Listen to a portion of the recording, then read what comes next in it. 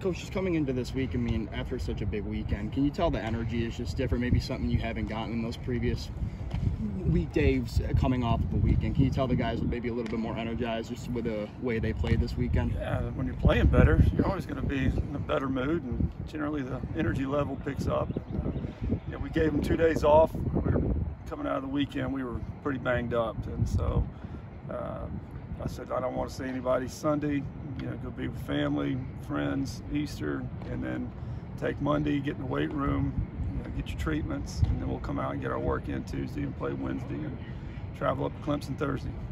Just with Georgia Southern coming in, I think the number 25 and number 7 in RPI, just how big of an opportunity is that, even though they're a group of 5 team and it's just one midweek game? Yeah, they're as good as you'll find. Everybody we've talked to and what we've looked at already, they're impressive. They really pick the baseball up. They don't beat themselves. They constantly are putting pressure on you, and they throw the ball over the plate. So it's a combination that equals a lot of winning, and that's what they've been doing. They're very good. With Carson moving to Sunday, do you know exactly who you're going to start tomorrow? We're going to Zoo tomorrow, and we'll figure out after that. This is a week by week thing. Correct. I think you guys have only allowed 4 stolen bases in conference play this year, and I think Bryce hasn't allowed any when he's been on the mound. Just how happy have you been with the way you guys have controlled the run game this year? Yeah, like I told you, Colton throws as good as anybody, and he's accurate as heck, and obviously blocking balls and running the show back there. But when you don't have to worry about giving away free bases, it's really important, and that's what I want to do a better job of, putting our guys offensively to where we are taking extra bases and stealing bases. And pitchers have really taking a lot of pride in making sure that you can't steal bases. Back in the day, they would kick up and they'd be 1-5, 1-6, and people take bags all the time. But now, nobody's that way, so it makes it tough. I think you guys had a runner on base in every single inning the last 2 games against Louisville. Just when you have that kind of constant pressure on a team, what can it do for your offense, and what does it do to the other defense? It makes the first baseman go hold him on. If you got a bunter at the plate, it makes the third baseman come in. The shortstop and second baseman pinch the middle for double play depth. That opens up a lot more, and that's why it's so important to have people on base. You combine that with pitchers, their stuff generally drops a notch. If the guy throws 95 from the windup, he's generally going to be 92, 93 from the set. So it just changes a lot of things. You got to be able to get them on base. What was it about Jackson that you like to have starting tomorrow, and the fact that he started so much in the summer too? How big of a part of that was it? That's the reason. With the situation with guys being used a lot. When you go as a starter, you throw a heck of a lot more preparing, for that start. So, and we just felt like he's the freshest arm we got, and so we're going to run him out and see how far we can go with him, and piece it together from there. I feel like finals week is one of those benchmarks you kind of hit as a head baseball coach. Just, do you feel last weekend was kind of closer to what you guys would be the rest of the season, or what do you know about the team, I guess, right? Well, I know that we're pretty dang good. I like the group. Some guys are starting to heat up offensively. Now, of course, that's contagious. And so we're starting to get some guys going, and they weren't going at one time, and then we didn't pitch it well, and we couldn't pick the ball up. So it was just and some bad luck. I mean, we had a little bit of everything during that horrible 9-game stretch or whatever it was. But they stayed the course. They bought in, and I feel like we're turning the corner. Is there 9 guys that you can count on in your lineup, or do you think you're going to have like 13 guys that just will there'll be 3 or 4 spots that will just continually kind of play matchups on? That's what we'll do, based upon the metrics of who we're going against, and who can catch up to this type of fastball, and who's, if the guy's a breaking ball guy, who's a better breaking ball hitter. Yes, to answer your question, I'm thinking about 12 of them, and we'll just kind of, tinker with it and go. If we feel like we need to steal bags, we need to play defense, outfield defense, infield defense, stuff like that. We'll just figure it out that way.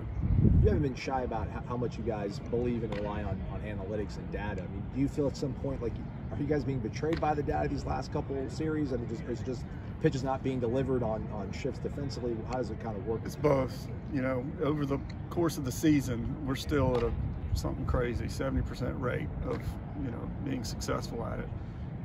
But more recently, you're right. We've been burned a couple times, and I shouldn't say a couple, probably a handful of times. But again, it's one of those deals. Either you do it or you don't. And we got burned, and then put them in a different spot you know, on the other side of second base, turned around and got burned the next time right where we had him for the first 10 at-bats, you know. So it's just, you know, it's hard to put a finger on it, but we got to do it. With Carson, you know, kind of entering your mainstay lineup in the weekend, is that somebody that can maybe push Bryce as well? Like, I think through the first month, it seemed like Bryce was nipping at you know, Parker's heels, but it's maybe kind of tapered off a little bit. Could Carson be somebody that also pushes Bryce to maybe step his game up? I mean, I think at this point, with these guys jockeying for position, you know, to win ball games and make a lot of money, I don't know that they really need to be pushed or motivated. They know what's at stake, and they've been around the block, and you know, they're going to give it all they have, and they're going to prepare the right way. With Carson, what has it been like to watch his maturation process this year after kind of an up and down freshman year? Yeah, I can remember, you know, a little bit, you know, reaching for the ball, and had a little bit back in the day when he was a freshman, and let hand be a little bit shaky. And when I got him, you know, when we brought him in and to close it out, there was none of that. And that's when you know you're going to see strides. Is when the moment's not too big. They're not worried about, you know, who's in the stands or how many are in the stands or what it sounds like or what the situation is. And he said, give me the ball and what signs are we on, and boom, let's go. And it was awesome to see. It seems like Tyler is kind of getting his timing back more and more with kind of every swing he takes after not being able to have those live ABs since June. Do you just feel like he's just going to get better and better with the more pitches he sees going forward? Yeah, he did, going back and looking at it, a lot of times you can't really tell with, you know, exactly where the pitches are. And he did put some good swings on the ball. He hit off the screen. The ball was right on the black end, and then he had a ball that the change up that was out in front of that they kept the barrel in the zone. So yeah, it's only going to get better. I know you said you didn't think James's shoulder was going to be too major. Just, do you guys have any more of a reading on that as of now? Yeah, he'll be available. Maybe not tomorrow, but he'll definitely be available for the weekend. He's a lot better. He's taking some swings down the cages full speed, and you know, everything's fine. In terms of closer, quote unquote, did Davis do anything this past weekend that maybe he's the first guy or he's the guy you want? Yeah, it's more of a leverage. You know, it's not necessarily closing it out. It's just where we think a crucial part of the ball game is.